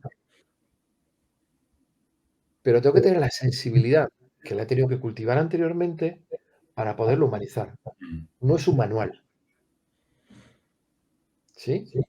Y claro que puedo humanizar. Yo puedo decir, oye, Gaisca, la luz te está deslumbrando demasiado, la que has puesto ahí. Y tú dices, joder, ha entrado en mi habitación, acaba de entrar en mi habitación, sabe que tengo un foco que me está dando para que me ilumine bien, ¿no? Pero eso lo estoy haciendo en plan exagerado, ¿no? Pero con mucha delicadeza yo puedo hacer muchísimas cosas. Quizás Las tengo que hacer porque me interesas tú, no porque la tecnología eso no es, ¿vale? Cuando comentas lo del manual, Pachi, me parece interesante porque a veces es un poco contraintuitivo. Más que contraintuitivo, vamos a decir contravisceral, ¿no? Es decir, yo cojo el móvil y lo que sale, y bueno, de hecho, así están programadas muchas de las aplicaciones, ¿no? Para que creen esa adicción. Lo que me sale es ir haciendo scroll, ¿no? Y pasarme 20, 30 minutos haciendo scroll. Y yo sé que si parara, y de hecho es un ejercicio que he intentado hacer alguna vez, el decir, voy a intentar estar, aunque sea un minuto al día o 30 segundos, sin escuchar nada. Que no sea, en fin, ni un podcast, ni música, absolutamente nada, ¿no? Pero requiere un esfuerzo, eso es a lo que me refiero, ¿no? El poder, en fin, ¿no? El poder hacer este tipo de ejercicio. Requiere parar un segundo y decir, voy a hacerlo aunque me cueste un esfuerzo porque sé que es un beneficio, ¿no? O que va a traer un beneficio. Claro. Mira, yo hice una prueba, lo estaba haciendo antes de la pandemia, llevaba ya 2 años apenas sin leer noticias por ningún medio. Pues no iba a buscarlas, me las podía encontrar en la radio encendida o en la televisión que alguien decía, tampoco iba por la vida tapándome, mucho menos. Pero me interesaba que las personas me contasen las noticias. Descubrí que me interesaba mucho que las personas me contasen las noticias, porque me interesaba cómo vivían las personas lo que estaba pasando. Entonces, era como, a mí me interesa mucho no ver lo que pasa en La Palma ahora. Me interesa hablar con la gente de qué le pasa, ¿no? Me interesa hablar con los niños que me cuenten cómo es un volcán. Yo no necesito la infografía de tal medio para que es como es un volcán. Primero no voy a ser vulcanólogo, vamos, ni de cerca, ¿no? Pero porque lo que me interesa es cómo vive un niño un volcán, ¿no? El otro día le estaba preguntando a mi nieta esto, ¿no? Como idea, ¿no? A ver, y entonces me está contando lo que ella ha visto. Entonces esto ya me parece maravilloso, ¿sí? Descubrí que me acercaba mucho a las personas y que me acercaba más a la realidad hacerlo a través de ese encuentro, ¿vale? Luego llegó la pandemia y a todos la red nos atrapó, por supuesto, ¿no? Incluso a muchos han sufrido muchísima ansiedad con las noticias, esto lo sabemos.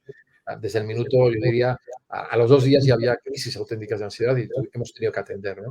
Hemos atendido a muchas personas en la situación de pandemia por estos medios, o sea, por online y demás. De hecho, dentro de semanas presentamos un libro que es musicoterapia en tiempos de pandemia, que es cómo hemos hecho musicoterapia y cómo hemos hecho todas las intervenciones a través de los medios tecnológicos, ¿no? Es muy interesante, por cierto, no por ver cómo se ha manejado la creatividad en esto, ¿no?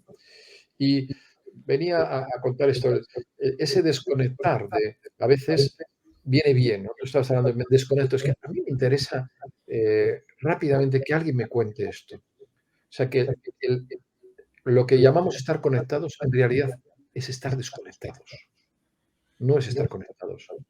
En uno de los programas el primer programa aquí de Paisaje Sonoro en Radio Euskadi ponía el canto de las mujeres en el aeropuerto de Kabul, antes de montarse en un avión como paisaje sonoro. Y con eso ya sé lo que pasa ahí. Con oír esas voces, con ponerme cerca de esas voces, ya me pongo emocionalmente cerca de eso. ¿sí? Claro. Esto me interesa muchísimo más. Creo que esta semana o la que viene, porque claro, muchas veces el programa se alarga y siempre lo pongo para el final y nunca sale, pero tengo la grabación de una mujer cantándole a su niña una canción de cuna, una haitiana, en la frontera de Guatemala con México. A mí me interesa eso. Sé que hay artículos, sé que conozco mucho lo que está pasando en Tapachula, pero conozco por gente que está viviendo allá. Yo quiero estar conectado de esa manera. Y creo que no me pierdo nada, ¿eh? O sea, no penséis que Bueno, hablabas de los sentidos, ¿no? Al principio de esta claro. entrevista, O ¿no? sea, y hablaba de que a mí lo que más me ha gustado es abrirme a esos sentidos. Y yo sigo, a mis 62 años, sigo abriéndome y cada día me siguen emocionando, o sea, me siguen poniendo los pelos de punta. Si yo sigo trabajando en lo que hago es porque me parece cada día un descubrimiento, ¿no? El otro día cuando oí esta grabación de estas mujeres de Kabul, yo, era muy, muy fuerte. Y eso que yo lo tengo pensado, he dado charlas sobre esto, sobre cómo la música, las emociones, pero a mí me seguía poniendo los pelos de punta. O sea, no me iba a la cabeza, no. Me iba a todo mi ser, ¿no? Me iba a mi cuerpo, a esos pelos de punta, me iba a mi corazón, que se me ablandaba y me iba a pensar. Fíjate, lo primero que me venía es cómo poder empoderar a esas mujeres, ¿no? No como, ni tan siquiera cómo salvarlas, sino cómo empoderarlas más y más. ¿No? Y por eso luego me puse incluso a buscar cantantes afganas, etcétera, etcétera. Y dije, bueno, estas son las que pueden hacer el cambio, ¿no?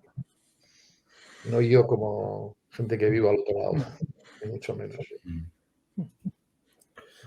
Sí, volviendo un poco, ¿no?, al proyecto que estáis llevando a cabo, una de las iniciativas, ¿no?, que destacaríamos sería Deaz Café, ¿no? ¿Perdona? Háblanos un poco. Deaz Escucho. Café. Deaz Café. El del café, sí.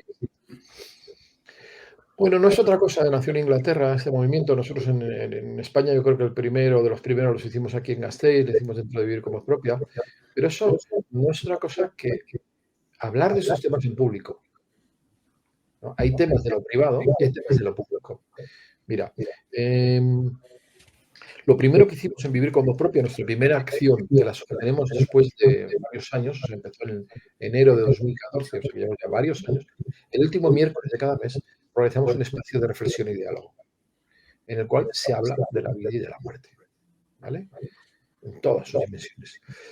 Durante el primer año había una persona que venía y me decía, yo vengo aquí porque aquí se habla de lo que no se puede hablar fuera. Era increíble, ¿no? Me parecía, una vez más, a la palabra revolucionario, ¿no? Ya, ¿no? Que vamos a hablar de lo que no se habla fuera, de la muerte, ¿no? Y ahí es donde nos cuestionamos que había que hablar fuera. Es cierto que en los últimos años la muerte también se está convirtiendo en un negocio de muchos tipos y lo vemos desde el Halloween a otro montón de cosas, ¿no? Pero el poder crear un espacio donde las personas hablen de manera libre de lo que les preocupa a la muerte, me parece súper bonito. Y por eso los cafés son lugares públicos, como no ocultándose, sino todo lo contrario. Hace como un movimiento de visibilizar el que de estos temas no hay que hablarlos en un lugar oculto, en una habitación con la luz encendida, ¿no? Digo, con la luz apagada. Hay que hablar, hay que salir de la habitación y hay que hablarlo en público. Y no tiene miedo, no tiene preguntas, ¿y por qué no hablarlas? Cuanto uno más pueda hablar de lo que fantasea, menos daño le van a hacer a esos fantasmas. ¿Crees que algún día, porque bueno, la muerte es un tabú como la copa de un pino, creo que pocos tabús hay tan grandes como la muerte, ¿crees que algún día podremos hablarlo de manera natural? ¿Aprenderemos a hacerlo? Yo creo que la pandemia nos ha traído esa posibilidad.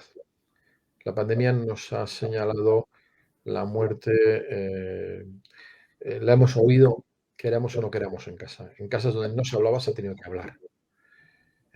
Entonces, aunque ha sido forzado, pero yo creo que algo de esto va a quedar. Algo de esto va a quedar.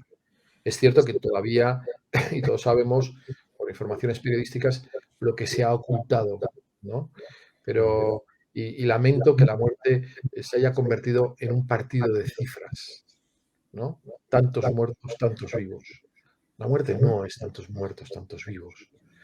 No, no es eso, porque parecía que era un partido, ¿no? Tal país lleva tantos muertos, tal otro lleva tantos. ¿Quién gana, quién no gana? ¿No? La muerte no es eso. La muerte es una transición más en la vida de todas las que tenemos. ¿eh? La muerte es la vida. La vida es el nacer y el morir. Y entre medio hay otro montón de transiciones. Y lo que pasa es que tenemos que saber hablar de la vida. Y tenemos que hablar de ese significado que tiene la vida. Y cuando hablamos de la muerte, lógicamente, y además lo sabemos antropológicamente hablando, hablamos de una dimensión distinta del ser humano. Unos llaman espiritual, otros llaman, ¿no? Y hay dimensiones distintas. Y la muerte es entrar en esa otra dimensión, ¿no? Y de eso tampoco nos gusta hablar, de las otras dimensiones de la persona, ¿no? Entonces, está vinculado con muchas cosas, no solo con la pérdida, no solamente con... No. Y además la muerte es muy curiosa porque si la leemos en un sentido antropológico, vamos viendo cómo va cambiando la relación con la muerte a lo largo de la historia. Y cómo sí que es cierto que en estos últimos años, yo diría después de la industrialización, la muerte se ha silenciado. Y ahora lo que está pasando es que la muerte se está comercializando. Ahora hay muchas personas que hacen negocio en torno a la muerte, en torno a esto, ¿no? Yo creo que ni una cosa ni la otra, ni silenciarse ni comercializarse, ¿no? Sino naturalizarla como parte de la vida. Yo creo que es importante esto, ¿no? Ahora hay muchos foros sobre el final de vida, sobre no sé qué, ¿no? Cuidado también con eso. No vayamos a ser que la vayamos a comercializar demasiado y la deshumanicemos también. Con aras a quererla humanizar, la deshumanicemos. Hablando de tabús, ¿no? Y de cosas que están bastante invisibilizadas, otro tema sería, ¿no? El suicidio también. El suicidio es uno de los temas que también está muy invisibilizado, no se publica en la prensa y demás, intenta que no haya presencia. ¿Deberíamos hablar más sobre el suicidio y en qué está originado? Yo creo que sí, porque cuando se hablan de las cosas, las empezamos a entender y la persona que sufre, igual de repente encuentra un lugar, un espacio donde puede compartir y no llegar a esa situación. La persona que sufre no solamente las familias. Mira, es que me está viniendo, perdón, me he entrecortado ahí un poquito, me está viniendo cuando hicimos en el espacio de reflexión y diálogo una charla sobre el suicidio. La persona que estaba dando la charla, entonces cuando lo hicimos no había habido apenas charlas aquí en Vitoria sobre el suicidio y nos atrevimos a hacer una. Y la persona que daba la charla se le ocurrió preguntar, bueno, ¿cuántas de las personas que estáis aquí habéis tenido algún suicidio cerca, ¿no? O un familiar, alguien cercano? No os podéis imaginar que casi un 15% de los que estaban en la sala tenía una experiencia directa con el suicidio. Estamos hablando de que el suicidio, ese silenciarlo, genera también mucho sufrimiento.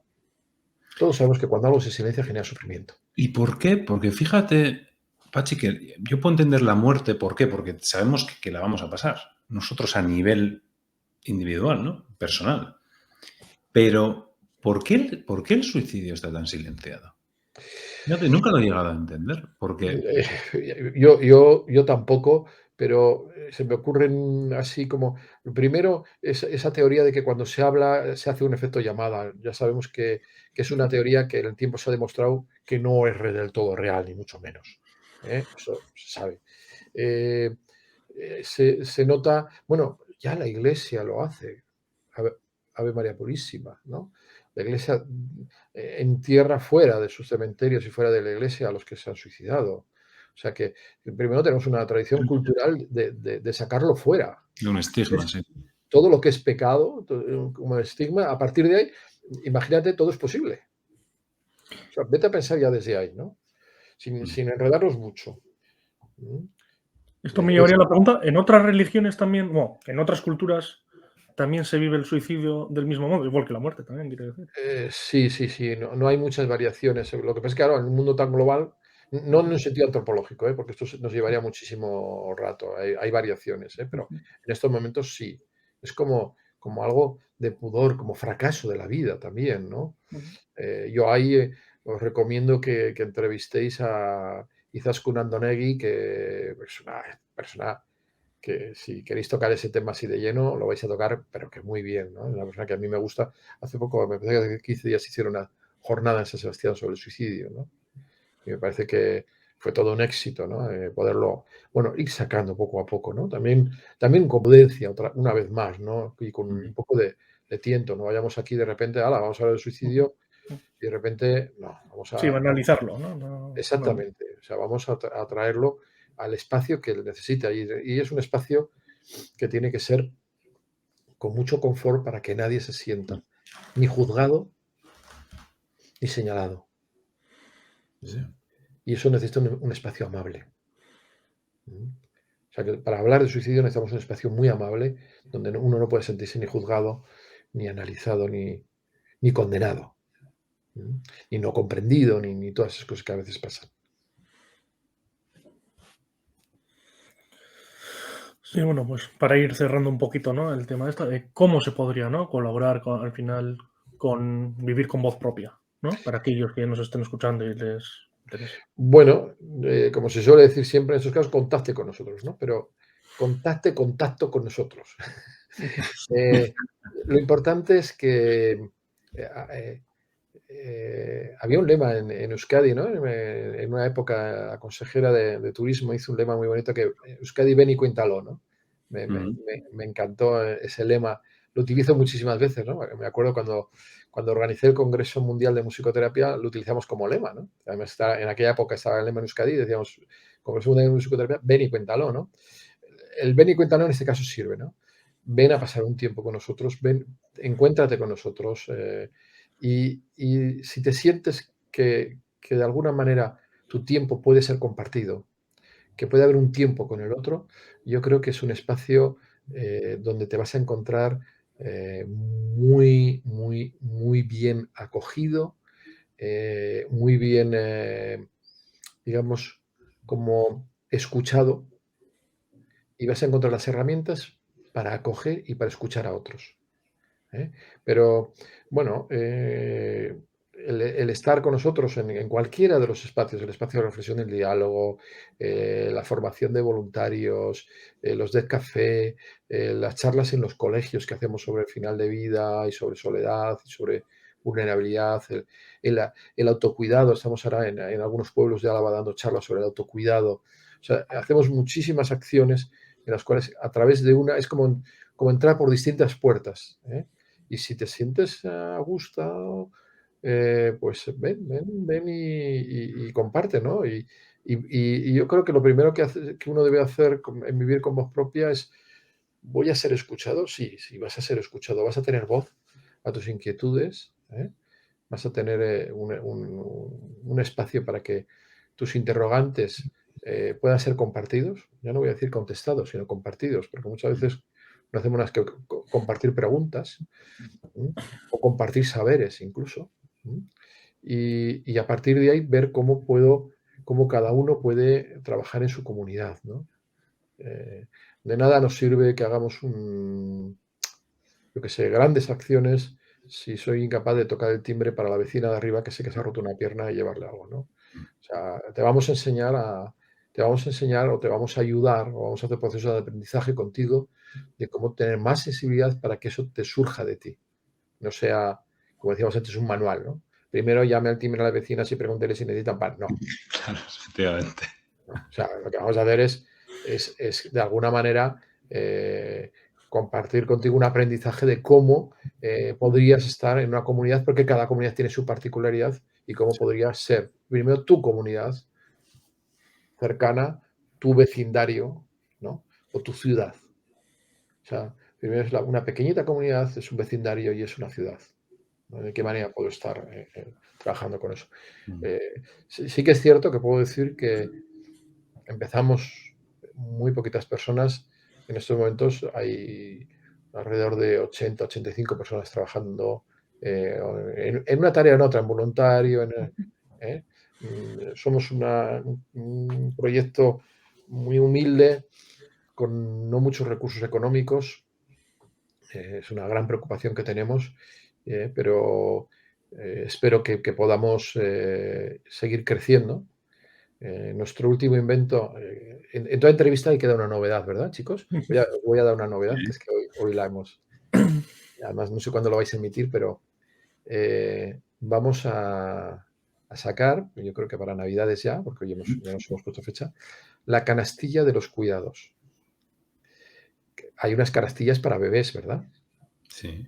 Y sabemos que las personas que entran en vulnerabilidad, en enfermedad, nadie les toca. Nos da miedo tocarlos. Nos da miedo acariciar al abuelito, a la abuelita, ¿verdad? Entonces vamos a hacer una canastilla de los cuidados, donde va a haber un aceite muy sedoso que vas a poder ayudar para acariciar sus manos, para acariciar sus pies. No estoy hablando terapéutico, estoy en sentido de aceites terapéuticos o... No estoy hablando de aromaterapia, no estoy hablando de eso, ¿vale? Vas a tener unos polvitos de arroz que son súper suaves, que vas a permitir en las zonas más húmedas de la persona que pasa muchas horas en la cama, podérselos extender.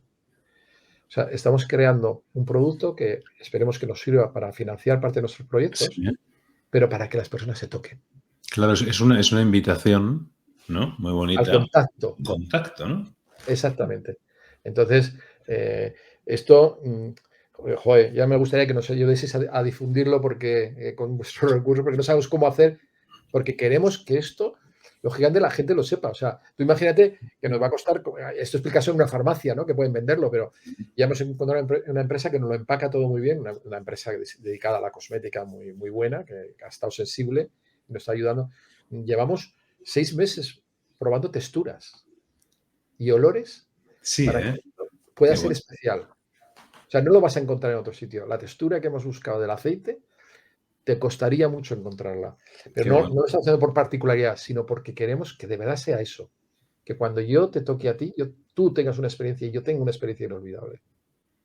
Bueno, pues no, sin duda, por supuesto que vamos a ayudar a difundirlo. Además, lo vamos a poner todo en la descripción, medios de contacto generales para vivir con voz propia, ¿vale? Lo tenéis todo en la descripción.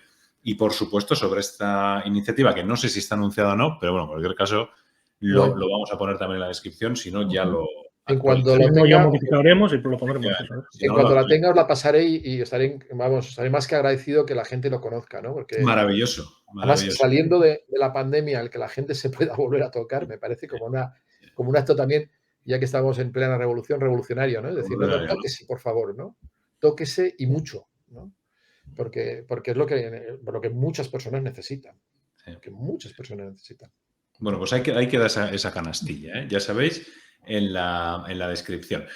Y bueno, vamos, porque podríamos estar hablando horas, que siempre digo lo mismo, luego Gaisca y Oyer siempre me dicen, siempre dices lo mismo a mí, que le digo, ya, bueno, porque tenemos a personas muy interesantes y me tiraría horas hablando, ¿no? Pero bueno, vamos a pasar con las últimas preguntitas antes de ir al cierre. Pensando en aquellos, porque en Laboras, precisamente hablabas de visibilizar, ¿no? En Laboras nos gusta poder traer personas como tú para que expliquéis, ¿no? Qué es aquello a lo que os dedicáis, ¿no? Y podáis inspirar a otras personas a la hora de hacer elecciones, ¿no? En la vida, en el ámbito sobre todo laboral, pero que al final no deja de ser una parte vital de nuestra vida, ¿no? De lo personal, ¿no? En ese aspecto, quiero preguntarte, aquellos que se estén planteando dedicarse al cuidado de las personas vulnerables, ¿qué es lo que te ha aportado en la vida a ti? Mira, la palabra que más me sale y que últimamente más estos días la estoy repitiendo muchísimo por una serie de circunstancias personales es espaciosidad. Me da mucho espacio. Me da un espacio muy grande y donde, lógicamente, tengo sufrimiento como todos. El sufrimiento al tener un espacio tan grande, está mejor acogido. Me da un espacio interior muy, muy grande.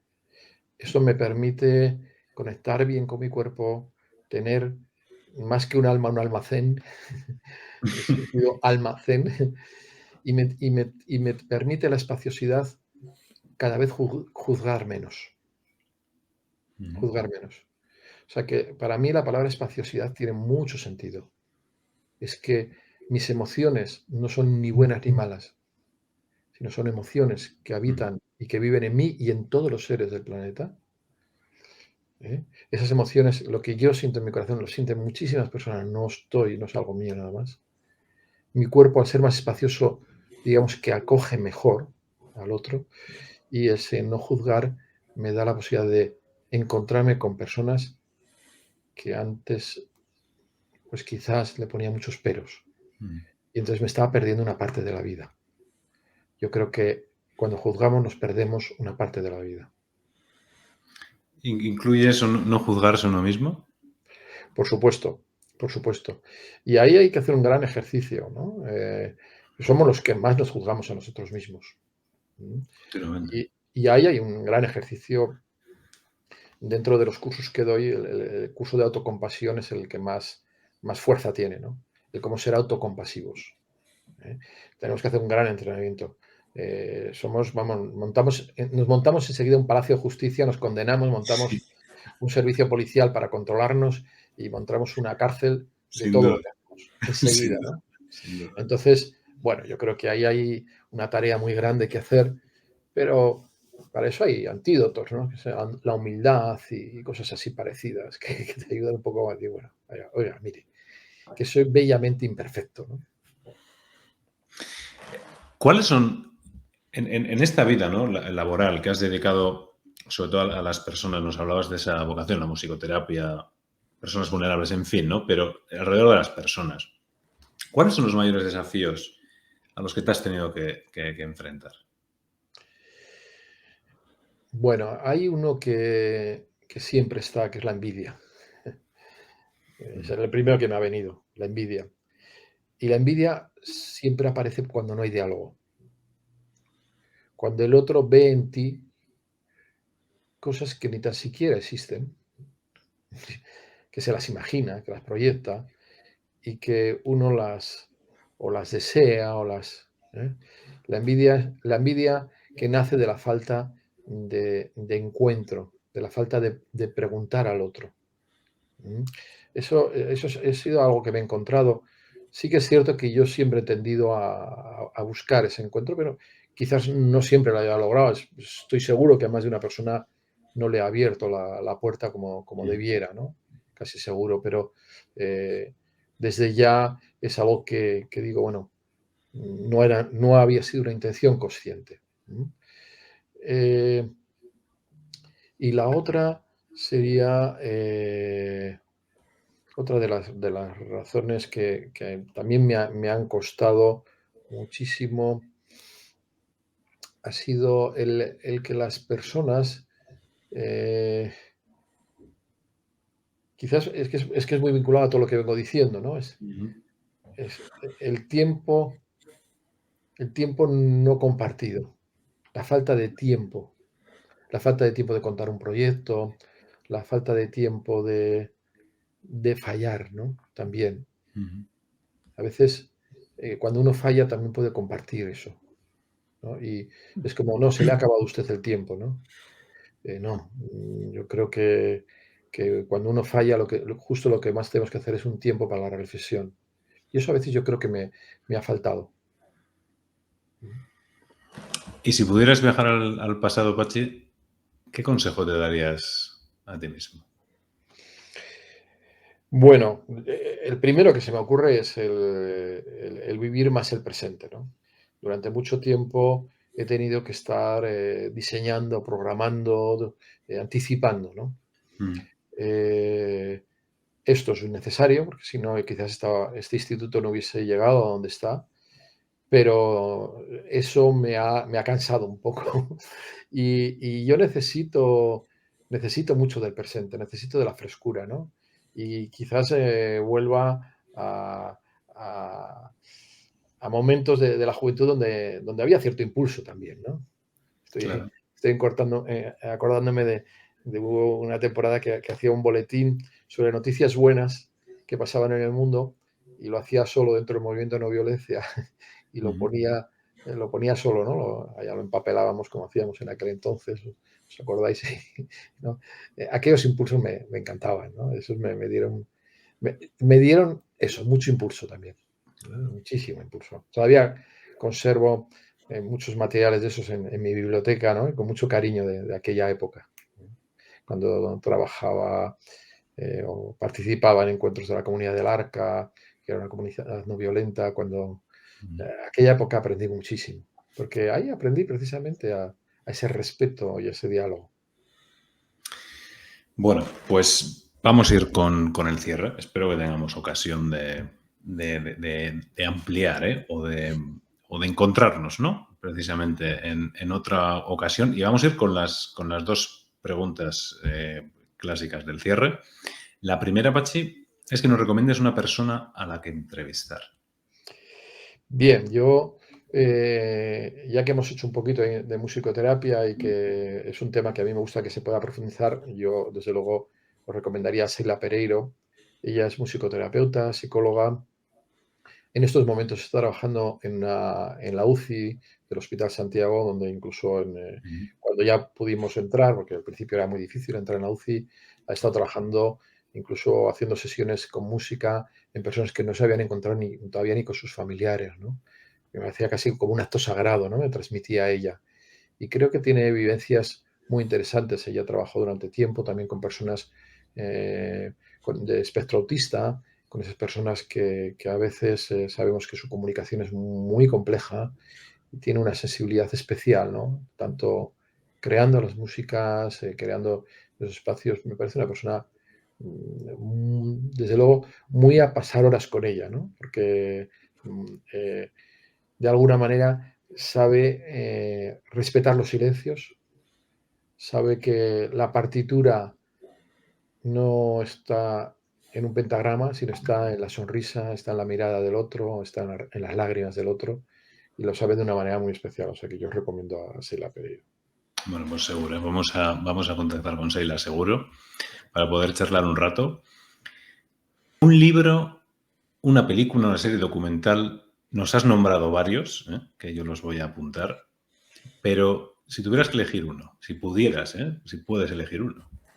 Bueno, veis todo lo que tengo detrás, ¿no? Esto es solamente con una parte, ¿no? Estos son los libros más cercanos míos.